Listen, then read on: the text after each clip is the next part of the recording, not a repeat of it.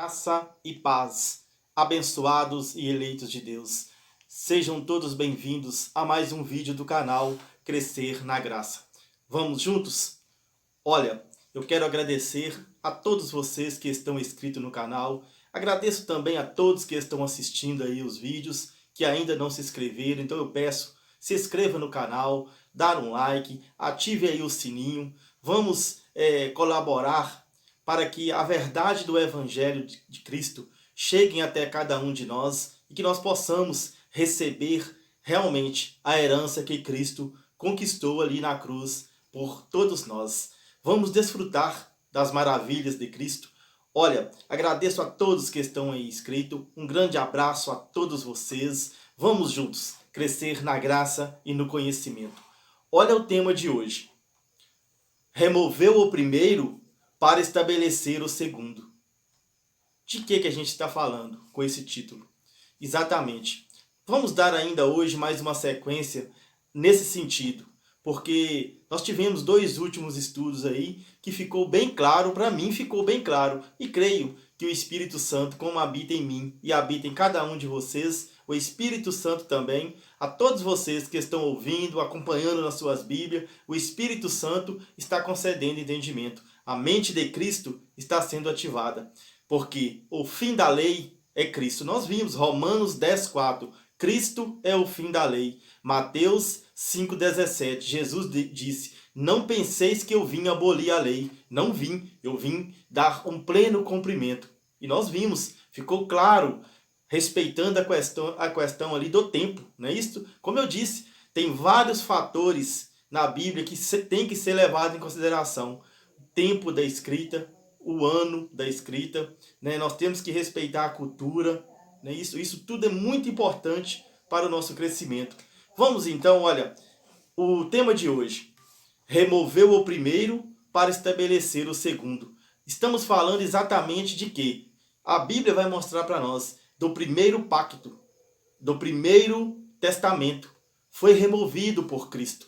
Às vezes aquele povo judeu não aceitou, seguindo ali o sistema religioso judaico, eles crucificaram o Filho de Deus, mas continuaram. Jesus ressuscitou e eles continuaram a mesma coisa, seguindo ainda a lei. A tal lei que eles não conseguiam seguir, não conseguiam praticar, porque era 613 mandamentos, mas eles ainda continuaram. O templo de Salomão continuou de pé. E os sumos sacerdotes, os sacerdotes, continuaram incentivando o povo a seguir na prática daquela lei, a qual eles não conseguiam praticar. E Jesus veio para praticar de uma forma perfeita. Então, o apóstolo Paulo foi um homem escolhido por Cristo para pregar o evangelho da graça de Deus aos gentios. Mas o evangelho era para chegar também aos judeus, porque aqueles judeus que ouvisse o evangelho de Jesus de Nazaré, que foi entregue a Pedro, o evangelho da circuncisão. Então quem ouvisse, aquele judeu que ouvisse e cresce nesse evangelho, quando ouvisse o evangelho do Cristo ressuscitado que está com o apóstolo Paulo, aí sim ia ser realmente liberto, né? Ia ter, na verdade, uma libertação da mente. A ficha, como disse o outro, a ficha ia cair. Mas o povo judeu continuou ainda no templo de Salomão, continuou indo, levando seus sacrifícios de animais, levando seus dízimos, levando tudo que era de costume ali para o templo, naquelas práticas a quais eles não conseguiam praticar. E o apóstolo Paulo, sabendo disso, Paulo então agora tira um foco. O foco de Paulo era os gentios, mas ele tira o foco dos gentios e vai então direcionar uma palavra, uma carta aos hebreus. Por isso nós estamos aqui, olha, carta aos hebreus. Os hebreus é o povo judeu que estava lá em Jerusalém, ainda indo no templo de Salomão, mesmo que Jesus tinha profetizado que tudo aquilo que estava ali ia um dia ser destruído, eles ainda continuaram indo no templo. Mas Paulo então escreve essa carta, dando mais uma alerta ao povo judeu, aos hebreus, que estavam ali cegos, seguindo uma lei que Jesus na cruz tinha posto um fim. Paulo disse, Romanos 10:4, Cristo é o fim da lei. Vamos ler? Hebreus capítulo de número 10, versículo 9. Olha, acreditamos que seja o apóstolo Paulo. Vamos ver o que Paulo diz aqui aos Hebreus, no capítulo 10, no versículo 9. Leia comigo, olha, Hebreus 10, 9. Aqui diz: depois ele assegura: eis que eu vim para fazer a tua vontade. Portanto, ele abroga o primeiro regime para estabelecer o segundo. Olha, Jesus disse em Mateus 5,17: não penseis que eu vim abrogar a lei. Não penseis que eu vim anular a lei. Não penseis que eu vim abolir a lei. Porque tudo tem o mesmo sentido: abolir, abrogar, colocar um ponto final. Tudo é o mesmo sentido. Jesus diz: não penseis que eu vim anular, abrogar, né, a lei. Ele não veio, porque ele ainda ia viver mais 3 anos antes da cruz, praticando aquela lei, para aí sim ele poder dizer: está tudo consumado. Olha, Paulo então está dizendo, olha, depois ele assegura: eis que eu vim para fazer a tua vontade. Portanto, ele abroga, ele coloca um ponto final, ele anula o primeiro regime, o primeiro testamento, tá certo? Para estabelecer o segundo. Ia ter 2 ao mesmo tempo? Não, hein? Para Deus é um só. Primeiro testamento, primeiro regime, contido de uma aliança, contido de um tipo de aliança, contendo ali as leis. O primeiro regime, o primeiro testamento. Jesus veio trazer o Novo Testamento. É o novo ou é o velho? Aqui está dizendo que ele abroga o primeiro, que ele remove o primeiro para estabelecer o segundo. Mas vamos ler mais aqui em Hebreus, para a gente crescer nesse entendimento. Olha, Hebreus capítulo 10, versículo 1. Leia comigo, pega suas Bíblias, vamos ler juntos. Olha, Hebreus 10, capítulo 10, versículo 1. Aqui diz: possuindo apenas as sombras dos bens futuros, e não a expressa e não a expressão própria das realidades, a lei é totalmente incapaz, apesar dos mesmos sacrifícios sempre repetidos, oferecidos sem fim a cada ano, de levar à perfeição aqueles que se aproximam de Deus. Se não fosse assim, não se teria deixado de oferecê-los se os que prestam culto, uma vez por todos, purificados, já não tivesse nenhuma consciência dos pecados. Mas ao contrário, é por meio destes sacrifícios que anualmente se renova a lembranças dos pecados. Além do mais, é impossível que o sangue de touros e de bodes elimine os pecados. Por isso, ao entrar no mundo, ele afirmou: tu não quiseste sacrifícios e oferenda, tu, porém, formastes-me um corpo. Holocaustos e sacrifícios pelo pecado não foram do teu agrado. Por isto eu digo: eis-me aqui. No rolo do livro está escrito a meu respeito: eu vim, ó Deus, para fazer a tua vontade. Assim ele declara: primeiramente, sacrifícios, oferendas, holocaustos, sacrifícios pelos pecados, tu não os quisestes e não te agradaram. Tratam-se, notemo-lo bem, de oferendas prescritas pela lei. Gente, está claro isso aqui. Isso aqui para mim está muito claro. O apóstolo está dizendo aqui, o apóstolo Paulo está dizendo aos hebreus, porque os hebreus continuaram, como eu disse, que para Deus, na cruz, Cristo foi um fim da lei, mas eles continuaram insistindo ainda na prática da lei. Então Paulo está dizendo aqui para eles, escrevendo aos hebreus que estavam lá ainda, lá dentro do sistema religioso judaico, tentando praticar a lei de Moisés. Olha, Paulo então está dizendo: possuindo apenas sombras dos bens futuros e não a expressão própria das realidades, a lei é totalmente incapaz, apesar dos mesmos sacrifícios sempre repetidos, oferecidos sem fim a cada ano, de levar à perfeição aqueles que se aproximam de Deus. A lei não conseguiu. Por que que a lei não conseguia justificar, santificar, purificar o homem diante de Deus? Por causa do defeito, da debilidade da carne dos seres humanos. A carne colocou a lei num estado doente.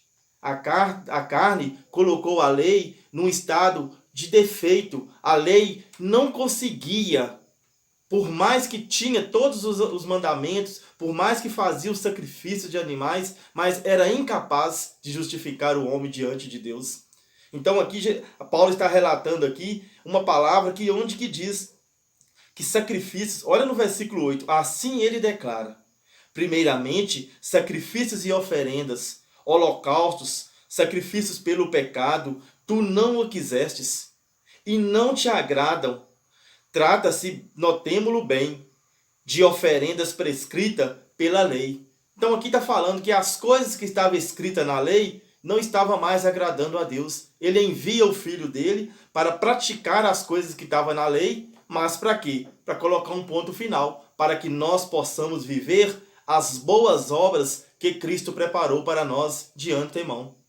É isto que nós precisamos entender. Não é que nós precisamos tentar praticar aquelas leis que os judeus não conseguiam, que a lei era para os judeus, a lei não era para nós que somos gentios. Não é para nós estar tentando conseguir praticar aquelas leis. São 613 mandamentos.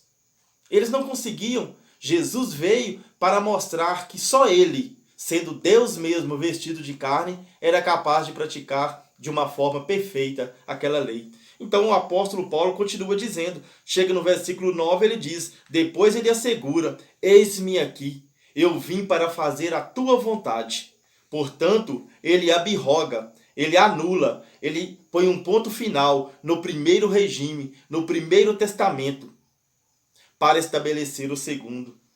E graças a esta vontade é que somos santificados pela oferenda do corpo de Jesus Cristo, realizada uma vez por todas.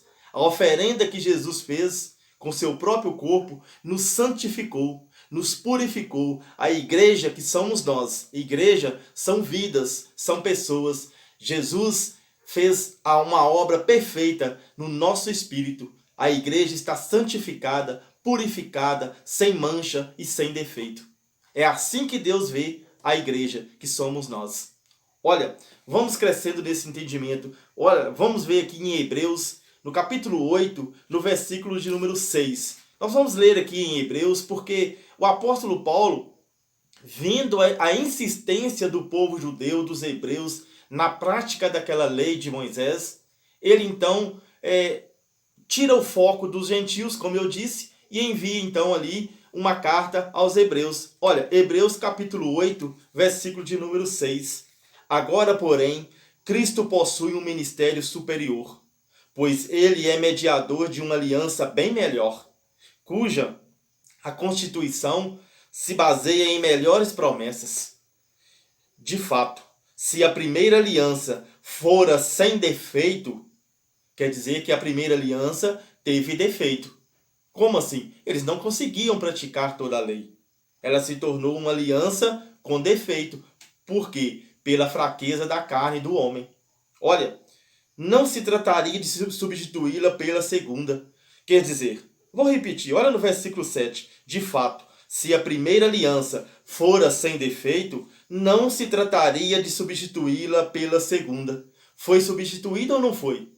Então, Paulo não está contradizendo Jesus.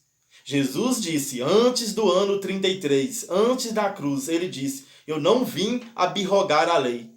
Paulo, Romanos 10,4, Cristo é o fim da lei. Agora, aos hebreus, Paulo também, no ano 65, porque esta carta foi escrita por volta do ano 65, Paulo então está dizendo aos hebreus, vamos ler o que Paulo está dizendo aos hebreus, porque os hebreus é que estavam lá, diante do templo de Salomão, praticando a lei de Moisés, indo ainda ao templo de Salomão, levando os sacrifícios, praticando os rituais da lei de Moisés.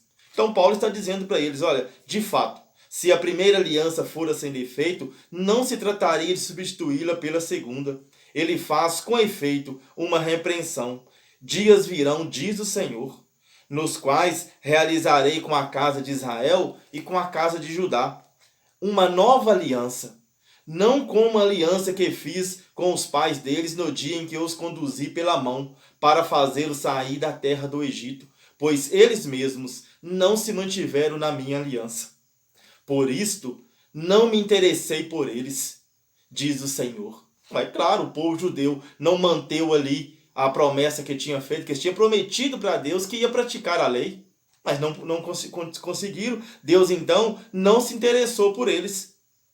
Eis a aliança pela qual ficarei unido ao povo de Israel depois daqueles dias, diz o Senhor. Porei as minhas leis na sua mente e as escreverei no seu coração, e eu serei o seu Deus, e eles serão o meu povo. Ninguém mais ensinará o seu próximo e nem ao seu irmão, afirmando: conhece o Senhor? Porque todos me conhecerão, do menor até o maior. Porque terei misericórdia de suas faltas e não me lembrarei mais dos seus pecados. Misericórdia. Olha, como que a gente ainda pode chamar o outro de pecador? Sendo que a palavra está dizendo que na nova aliança que ia ser feita, que não era mais como a aliança antiga que ele tinha feito com os pais dos judeus aqui, no caso. Esta nova aliança seria não as coisas escritas em tábuas de pedra, como a lei de Moisés, mas escrita e imprimida nos nossos corações e em nossas mentes. E ele não ia mais lembrar dos nossos pecados, das nossas faltas. Olha, no versículo 13, para a gente estar encerrando.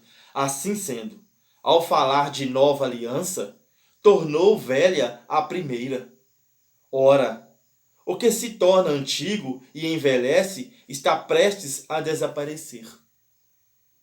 É o que Paulo estava querendo dizer com os hebreus.